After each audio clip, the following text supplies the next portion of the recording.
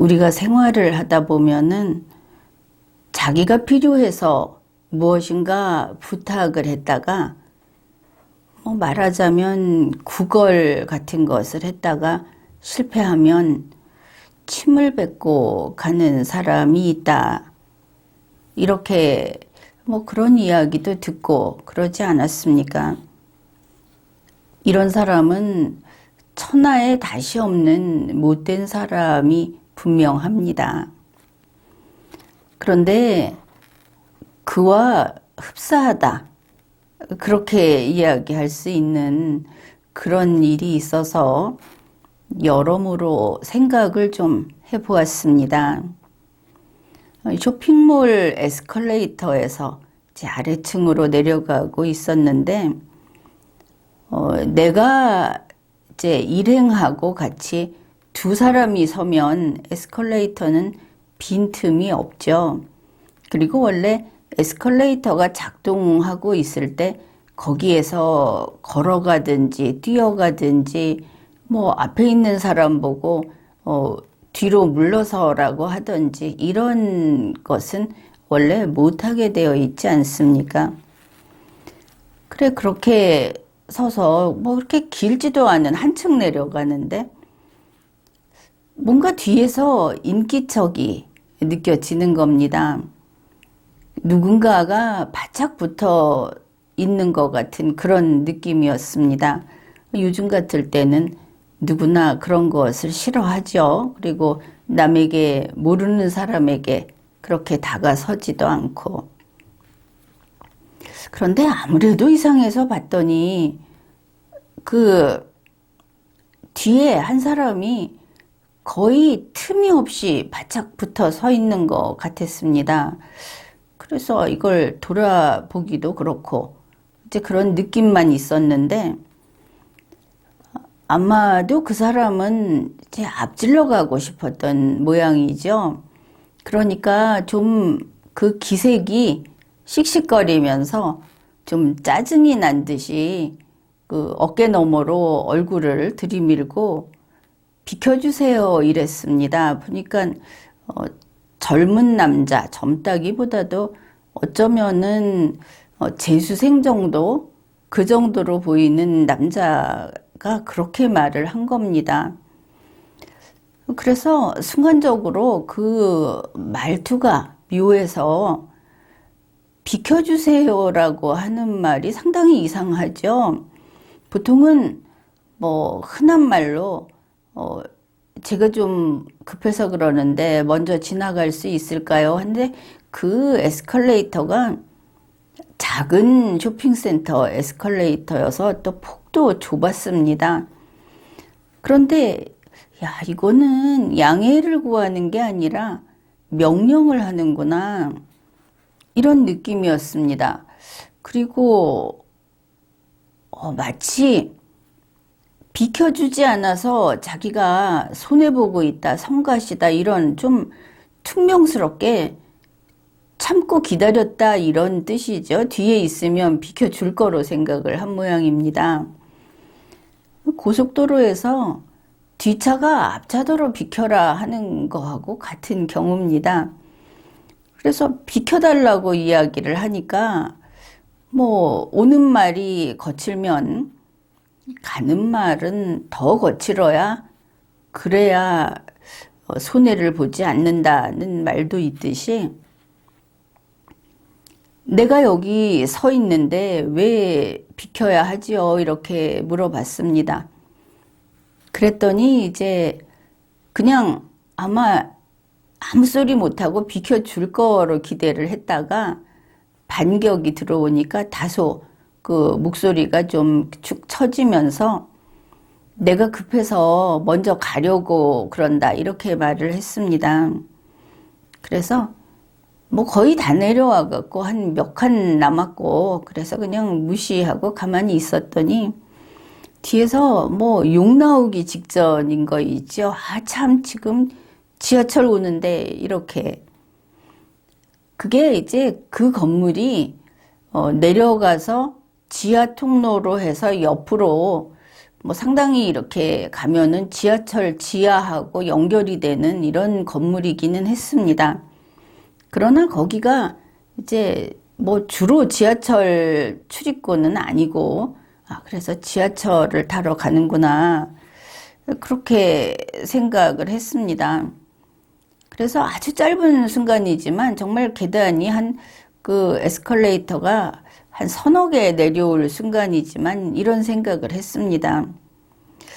왜 내가 저 알지도 못하는 사람의 그 일정에 맞춰서 움직여야 하는가? 그 사람이 지하철이 오든 말든 나는 모르고 있었는데, 움직이는 에스컬레이터에서 내가 움직이다가 혹시 만약에 그 중심을 못 잡거나 하면 그 사람은 모르는 채 하고 가겠죠. 그리고 양해도 구하지 않고 사과도 하지 않고 비켜주세요 했다가 내가 바쁘단 말이에요 이렇게 말을 하는 겁니다. 그래서 그런 생각을 하다가 그래도 우리 한국 사람의 그 문화가 있지 않습니까? 뭐 좀 나이가 어린 사람이니까 너무 빡빡하게 하면 안 되지 해서 자리를 비켜줬습니다. 앞으로 내려가서.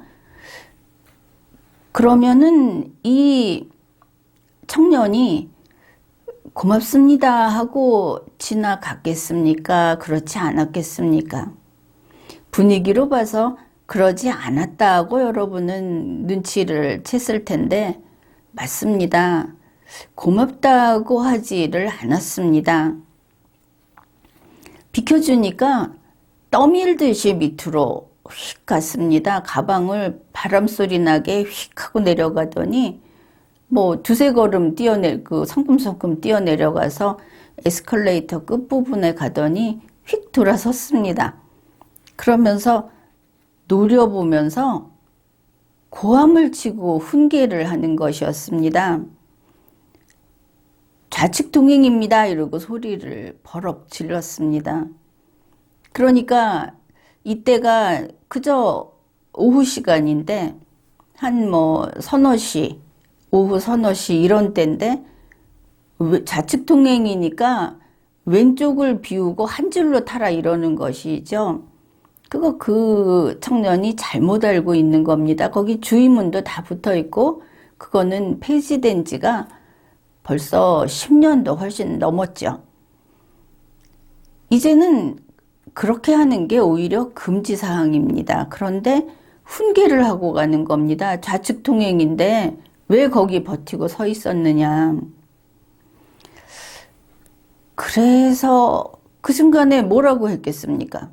걔가 멈춰서서 이렇게 딱 노려보면서 그 이야기를 하는데, 그러니 나로서도 그냥 둘 수는 없으니까 야 하고 소리를 질렀습니다.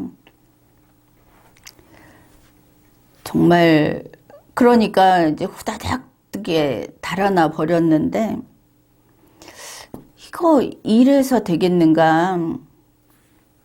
사실 이 순간은 마지못해 떠밀려서 양보를 했더니 양보 제대로 안 했다고 오히려 훈계를 당하고 그쪽에서 구걸을 했다가 구걸 원하는 대로 좋은 것을 주지 않았다고 침을 뱉고 간 것과 똑같습니다.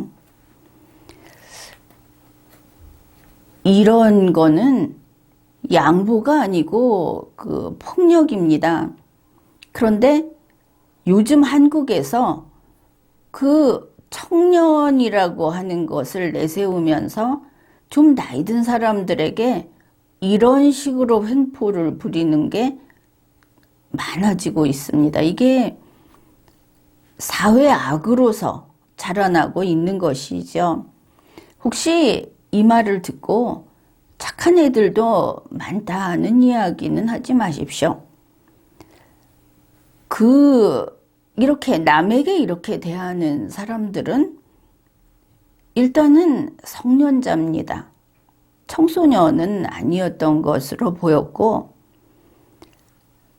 또 그 사람은 우리와 전혀 관계가 없는 그냥 이 동시대를 살아가고 있는 동료입니다. 타인인 것이죠. 그런 사람들을 보면서 나이가 들었으면 무조건 동생 같고 조카 같고 또 어떤 경우에는 뭐 아들, 딸, 손자, 손녀 같다고 해서는 안 되는 시대가 온 겁니다. 처음 망가진 사람들이 늘어나면서 개인의 권리가 까닭없이 나이가 든 사람은 나이가 적은 사람에게 양보해야 되고 그리고 더 느려서는 안 된다는 새로운 룰이 생겨나고 있습니다. 이것은 대한민국이 또 다른 위기에 처했다 하는 의미가 됩니다. 그래서 이제 여러분은 여러분 자신보다 약하고 불쌍해 보이는 사람이 공손하게 도움을 요청하는 경우가 아니라고 한다면 그러면 양보하지 않기 운동을 할 것을 권해드립니다. 물론 이런 청년들의 횡포에 싸울 필요는 없습니다. 그리고 그들을 청년이라는 이유로 애 취급할 필요도 없습니다. 지금 보면 무기 대등의 원칙이 적용되는 상황이라는 것을 알 수 있습니다. 더구나 그쪽에서 도발을 해오고 있다는 것이죠. 이 청년이 한 행위는 형법 제324조에서 금지하고 있는 강요 행위를 한 겁니다. 의무 없는 일을 전혀 알지 못하는 타인에게 요구하고 그리고 폭력적으로 그것을 요구하고 아무 대가도 치르지 않았습니다. 이거는 안 되는 거다.